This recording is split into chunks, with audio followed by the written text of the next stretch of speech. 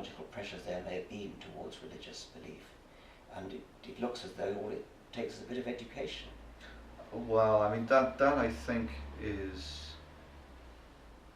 yeah, I mean, this is largely the angle where I came into the whole issue of combating creationism, is that if you're actually doing research and discovering the unknown, that's all very good and well, but if while you're doing it you negate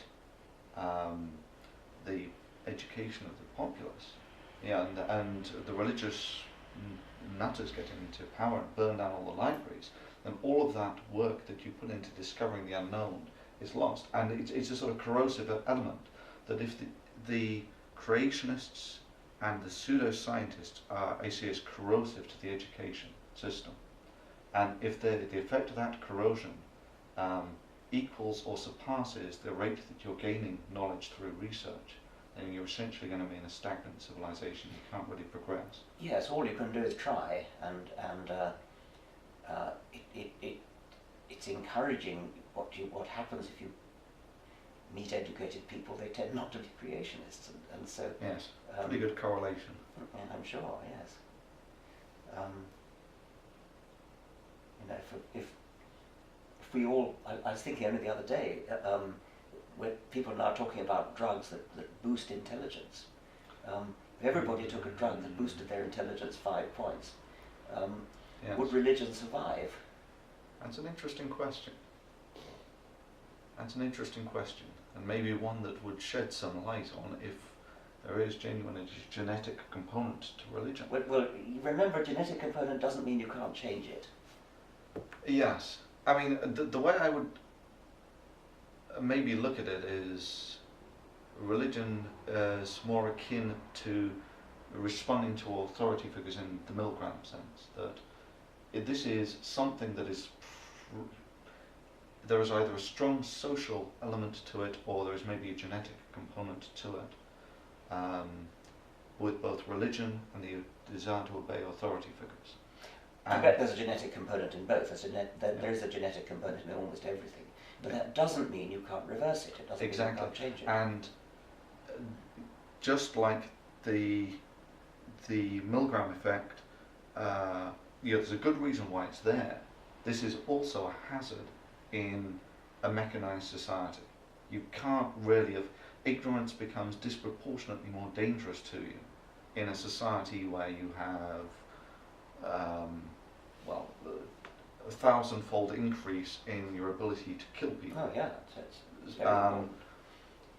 So, yeah, I mean, I think it is probably underestimated the need to actually educate people. I mean, doing the research is great, but you lose the battle if you don't have the basement level to found it on. I think it's immensely important. I mean, I think that, as you rightly say, the danger increases all the time because the technology becomes cheaper and easier to get hold of. It's pretty bad already, but think in another 50 years' time, when goodness knows, nuclear bombs might become easy to make, cheap to make, or biological warfare, or computer warfare. Computer warfare, I think. Yeah. But I mean, I guess to counter that with a chirpy note, one of the interesting things about religions is they tend to be in small groups, polarized groups. Cults are an extreme example of this.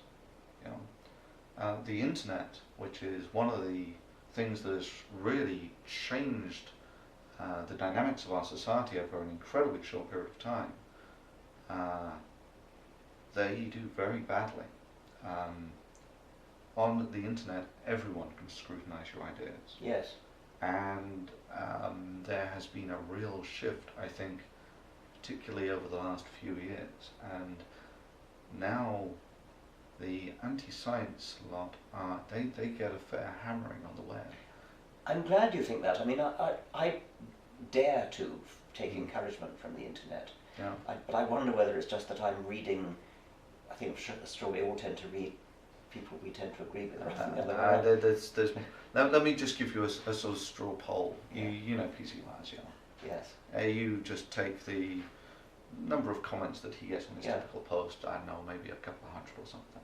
You then go to the intelligent design blog, say Uncommon Descent or something, and if they get a couple of posts on it, then... Well, that's right, and that really is that grounds for encouragement. I mean, I just wondered if I'm looking at the wrong ones. I mean, I read Pharyngula and get Yeah. enormous encouragement from it, Yeah. because one sort of feels, well, if everybody's like this, we're home and dry. Yeah. But I kind of imagine there probably are sort of anti-Pharyngula sites which get the same. Well, yeah. Let's hope they're not. I mean, if you like, the internet is an interesting one because I think it disproportionately favours the rationalists, so to speak. Because if you're like, a rationalist is a rationalist anywhere in the world. Yes. So you can be a minority everywhere in the world. Yes. But a majority on the internet. That's true, because as you say, a rationalist is a rationalist everywhere. Religious people are different everywhere. Yeah. Right. So yeah, I mean, I think this is one of the reasons why they're getting progressively hammered. But you know, likewise, the internet does provide fringe nutters to get together. Although I think in social terms, they don't do as well out of it as the rationalists, because for the large part, these rather obscure religions, they need the group, they need the social pressure of being in a group to actually keep the whole thing stable. You take them out of that group, and I think they're far more likely to question their Mm-hmm. religion. Mm-hmm. Well, this could be very encouraging. I mean, whenever I grasp at the straws of encouragement, the internet is one of the things that I grasp at. Yeah. And I seem to get encouragement by reading sometimes the rather sort of irresponsible, juvenile things that get said, but there does seem to be a predominance of, well, put it this way, if you browse the internet, particularly American sites, Yeah. you don't get the feeling that America is a country of religious maniacs, which you do get if you think about people who vote for Bush and Sarah Palin. Yeah, I mean, that for me was almost a wail of despair when someone like Sarah Palin could get, as the phrase went, 172 years heartbeat away from the presidency of, and Yes. with all these stories that you hear that she didn't know whether South Africa was a country or a state. Yeah, It's like, well, Africa indeed. Africa was a yes. There are sort of contradictions in the indications that one gets by sticking one's finger up and sort of trying to gauge the direction of the wind. Are very contradictory. Yeah, I mean, it's very, very difficult to get a good feel of what's going on the web. Yes. My general observation over the last, when I first started on YouTube, I mean, one of the main reasons is there were so many creationists there, and they seemed to do so comparatively well. Yes. But that's changed order of magnitude. You know, they were maybe 50-50 to begin with. Now they're outnumbered 10 to 1. And Well, I hope you're right. And they're outnumbered not just 10 to 1. They're outnumbered 10 to 1 by good people. Yes. I really Confident hope you're right. people. Yeah, Yeah. I really hope you're right. Yeah. That's right. Yeah. So maybe on that Okay. cheerful note, we should Good. call Thank you it very much. quits. Thank you, sir. Right. Thank you. Right. Fairly interesting conversation. Could you just thank each other one more, just stand about there and thank each other one more time? Standing up If this you- time. Yeah, standing up this time, yeah. Thank you, sir. Thank you very much. Okay. Okay, thank you. You have a wicked smile. Good. I hope that's a positive thing. Yes.